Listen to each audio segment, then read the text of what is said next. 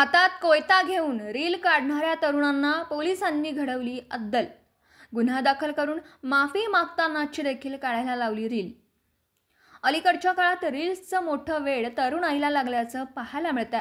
त्यासाठी मग जीव घेणे स्टंट केले जातात तर कुठे कायदा हातात घेतला जातोय। असाच प्रकार बुलढाण्यात घडलाय। बुलढाणा शहरातील अमित बेंडवाल आणि आदित्य उर्फ शक्ती देशमुख या तरुणांनी हातात धारधार कोयता घेऊन रील काढली आणि ती समाज माध्यमावर व्हायरल केली आहे। ही रील पाहताच पोलिसांनी दोघांवर आर्म ॲक्टनुसार गुन्हा दाखल करून त्यांना अटक केली आहे। सोबतच त्यांच्या माफीनाम्याचा व्हिडिओ देखील पोलिसांनी शेअर करायला लावला। त्यामुळे थोड्या प्रसिद्धीसाठी कायदा हातात घेणं या तरुणांना चांगलंच भोवलंय।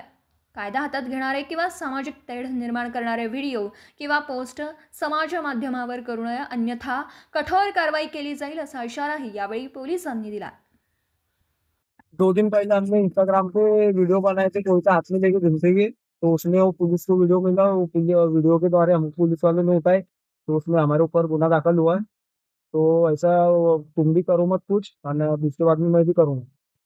बनवायचे व्हिडिओ पायगिरीचे व्हिडिओ बनवणं हे हानिकारक आहे।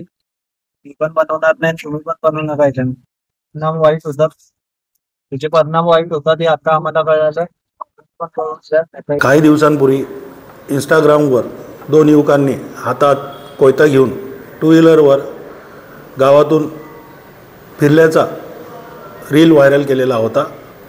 सदर इंस्टाग्रामवरील पोस्ट ही social media cell Buldhana police दलातर्फे डिटेक्ट करण्यात आली।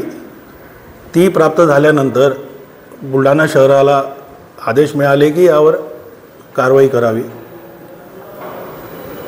त्यानंतर या मुलांचा शोध घेऊन आम्ही त्यांना तात्काळ अटक केली। त्यांच्याकडील कोयता जप्त केला। अटक करून त्यांच्याविरुद्ध गुन्हे दाखल केले।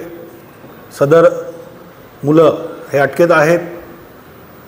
बुलढाणा पोलीस दलातर्फे सर्व जनतेला, सर्व तरुण वर्गाला माझं हे आव्हान राहील की इंस्टाग्राम, फेसबुकवर भाईगिरी करण्याच्या नादामध्ये कुठलेही रील्स बनवून टाकू नका। पोलिसांचं, सोशल मीडिया सेलचं त्यावर बारकाईने लक्ष आहे। जर असे रील्स आढळले तर त्यांच्यावर कडक कारवाई करण्यात येईल, गुन्हे दाखल करून अटक करण्यात येईल। त्यामुळे तरुण वर्गाचं, विद्यार्थ्यांचं शैक्षणिक नुकसानसुद्धा होऊ शकतो। त्यामुळे तरुण वर्गाने ह्या अशा गोष्टी टाळाव्यात।